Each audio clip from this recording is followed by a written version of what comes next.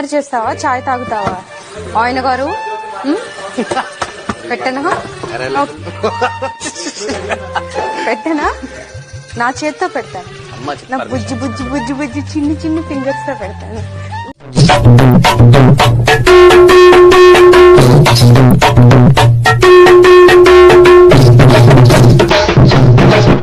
సార్కి పడుకునే ముందు ప్రతిరోజు దిష్టి తీయడం మర్చిపోకండి. తగలకుండా నడుము గిచ్చినావురా.